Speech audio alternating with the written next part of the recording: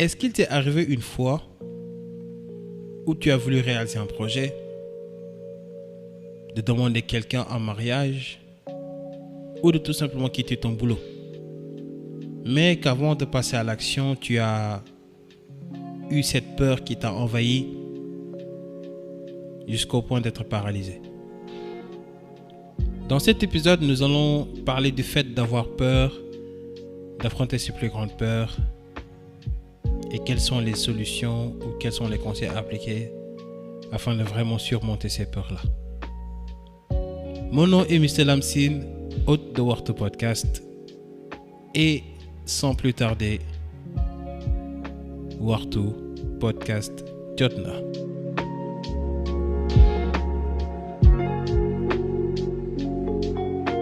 Salam la famille, j'espère que vous allez bien et j'espère qu'également vous êtes tous et toutes en bonne santé. Vous m'avez manqué et j'admets que ça fait presque 2-3 mois où je n'ai pas publié d'épisode de podcast, mais ne vous en faites pas, je viens, alhamdulillah.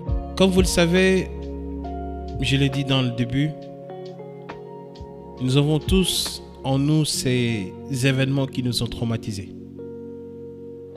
Le fait de vouloir passer à une étape majeure de nos vies.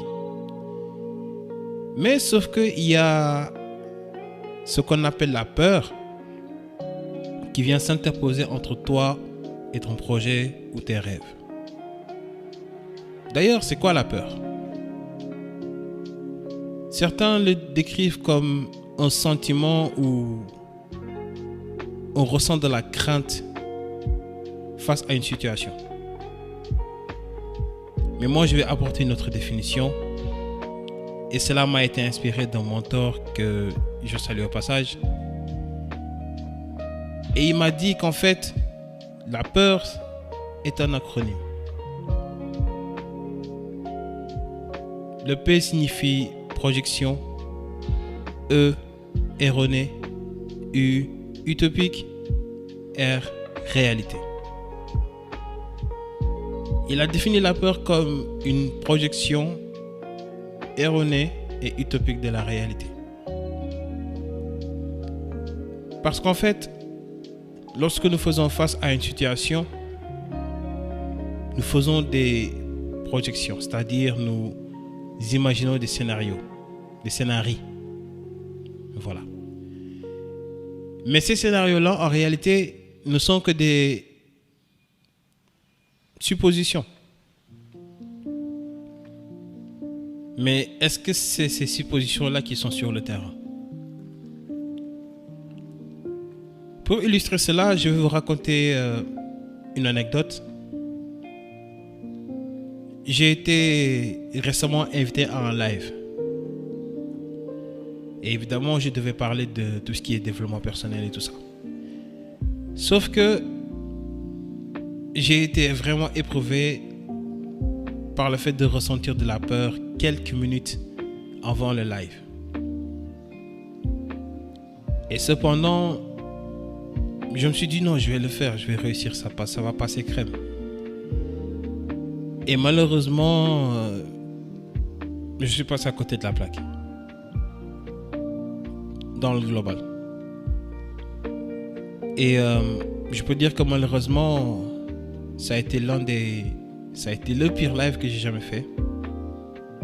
Et d'ailleurs, peut-être il se reconnaîtra, mais je lui demande pardon pour ça. Et son mentor en question m'a contacté après pour me dire tu vas te relever. Parce qu'en réalité, ce que tu ressentais au fond de toi n'était que des projections. Ce n'était pas ce qui était sur le terrain. Tu vas refaire un live le lendemain et tu vas affronter cette peur-là. C'est-à-dire le fait de ne pas savoir comment faire, le fait de ne pas savoir improviser. Le lendemain, j'ai fait un nouveau live avec quelques de mes amis. Et ça s'est mieux passé. Et c'est là où je vois la différence où entre ce qu'il y a sur le terrain et ce qu'il y a dans nos têtes sont diamétralement opposés. Et malheureusement, il y a beaucoup de gens qui sont comme ça. Ils projettent des tas de scénarios, mais au finish, ce qu'ils voient sur le terrain et ce qu'ils imaginent dans leur tête, c'est diamétralement opposé. Et d'ailleurs, de cette leçon que j'ai eu à apprendre, cela me rappelle la sourate 94, verset 5 si je ne me trompe. À côté de la difficulté est certes une facilité. Nous sommes tous à vouloir avoir cette vie parfaite, cette vie idéale, de devenir cette version de nous-mêmes. Sauf que pour atteindre cette version de nous-mêmes idéale, nous devons passer par cette porte qu'on appelle la peur, mais que peu veulent franchir. Et si ce n'était pas cette situation dans laquelle j'étais, eh bien, je dirais que je n'oserais plus prendre la parole en public. À un moment donné, je me suis dit, je ne vais plus même faire de live parce que parler en public, ce n'est pas quelque chose d'aisé. Mais cependant, je suis tiré quelques leçons de cette situation et je vais vous les citer tout de suite. La première, c'est de reconnaître ses peurs et de les accepter. Vous savez, nous ressentons tous quelque chose en nous. Mais cependant, nous tendons parfois à les nier en disant qu'elles n'existent pas. Mais nous savons au fond de nous qu'elles existent. Et vous savez, lorsqu'on n'accepte pas quelque chose, elle nous revient toujours à la face, d'une manière ou d'une autre. Moi, dans mon cas, ça a été le fait de me dire que je suis prêt. Je vais me lancer. Même si je savais qu'au fond de moi, j'avais cette peur en moi, je ne l'ai pas accepté. Je dis non, ça c'est rien, ça va passer. Mais non, ça m'est revenu, mais en mode boomerang.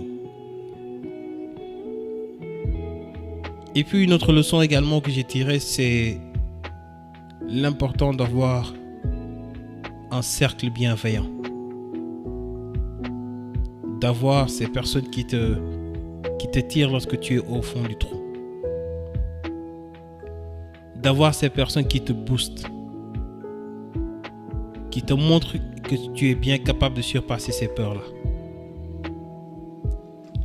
Vous savez, la beauté du développement personnel, c'est le début commence vraiment de manière dure. C'est-à-dire le début de ton évolution. Et c'est à partir de ces épreuves qu'on te soumet que tu tires ces forces, ces leçons, où tu montres que tu es capable d'être la meilleure version de toi-même. Comme je l'ai cité tout à l'heure avec le verset qui dit à côté de la difficulté est certes une facilité. Vous savez, nous voulons tous avoir nos rêves se réaliser. Mais cependant, nous ne voulons pas passer par ces épreuves. Par exemple, pour extraire l'or et en faire quelque chose de valeureux, eh bien, il faut que l'or passe par un feu ardent. Pour que le diamant, puisse être apprécié à sa juste valeur, il faut qu'elle soit taillée. Et ainsi de suite. Et c'est là où il faut comprendre que, en réalité, si on ne passe pas par ces épreuves, nous ne serons jamais cette version idéale de nous-mêmes. Et comprendre également que ressentir cette peur en nous est une indication pour nous montrer que de l'autre côté se trouve ce que nous désirons. Mais cependant, il faut d'abord accepter de passer par cette porte que l'on appelle peur. Aussi, un autre conseil ou bien une autre leçon que j'ai tirée de cette situation-là, c'est de savoir, comme on dit, sinon des ondes positives. Vous savez, lorsqu'on se dit des choses négatives,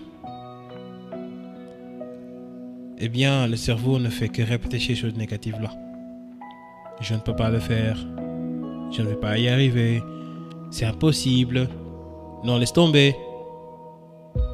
Le cerveau il va se fatiguer. Il va se dire, ok, il n'y a pas de problème. On fait comme tu dis. Mais si cependant on se dit que c'est possible, je vais le faire.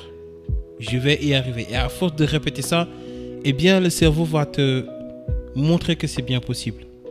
Il va te montrer des voies ou bien des stratégies que tu peux adopter. Et c'est la raison pour laquelle, quand je regarde maintenant cette scène qui m'est arrivée il y a quelques jours, je suis reconnaissant d'avoir passé par ces épreuves-là. Alors toi qui m'écoutes, si toi aussi tu fais face à ces peurs, rappelle-toi qu'elles sont juste des projections.